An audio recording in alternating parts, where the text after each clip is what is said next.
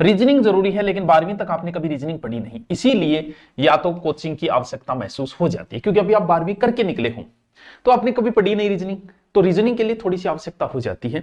वो आप online course में पढ़ो या ऑफलाइन पढ़ो, जो भी, फिर भी 2 महीने का समय मिल जाए, 2 महीने कोचिंग में जाओगे, रीजनिंग हो जाती है। इतना कोई बड़ा पोर्शन नहीं है, नॉर्मल है, काके बैठो भाई को के लागेगो, यही तो पर्सन पूछना है, ठीक है। तो एक तो रीजनिंग आएगी आपकी।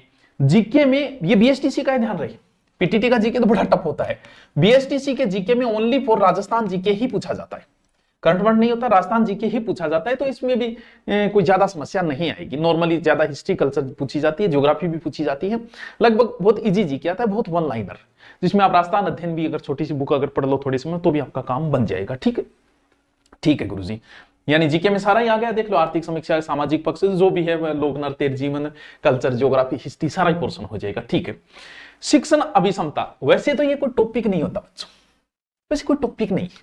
कक्षा में बच्चा लेट आए, आप क्या करोगे, उसके थप्पड़ मारोगे, उसको गालियां निकालोगे, उसे लेट आने का कारण पूछो, ऐसे प्रश्न होते हैं जिनमें रैंकिंग होती है कि आपने सही जवाब दिया, थोड़ा सही दिया, गलत दिया, उस आधार पे होता है ये। तो ये वैसे तो कहीं करवाया नहीं जाता, थोड़ा दिमाग आधारित होता है। टीचर 15, 20, 30 आईएमपी क्वेश्चन करवा देगा आपको। पिछली बार बीएसटीसी मेरे करवाए में पड़े हैं वो 2-3, वो देख लो और उससे काम बन जाता है। वैसे कोई स्पेशल ये अलग से कुछ नहीं होता। ठीक है, फिर आती है भाषा बच्चों, ये इंपॉर्टेंट पोर्शन हो जाता है।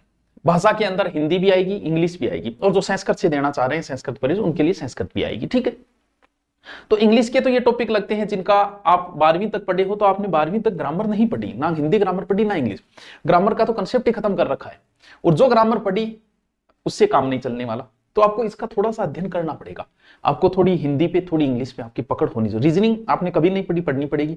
जीके फिर भी आपका काम चल जाएगा, थोड़ा बहुत आप पढ़ लोगे, लेकिन इनका तो जरूरी है। तो ये जो एरर है और ये तो है इंग्लिश के टॉपिक। ठीक है, संस्कृत वालों की संस्कृत आ जाएगी, जो संस्कृत पाठ्यक्रम में प्रवेश लेने वाले विद्यार्थियों के लिए। ठीक है, हिंदी की पूरी हिंदी है, इसमें शब्द ज्ञान है, प्रायवाची है, विलोम है, शब्द है, वाक्य शुद्धिकरण, वाक्य शुद्धि, मुहावरे, लोकोक्ति, उपसर्ग, प्रत्यय, जो भी है, ये पूरी की पूरी हिंदी है। इस पोर्शन में आप बहुत आगे निकल सकते हो। 90 अंक है 30 नंबर का।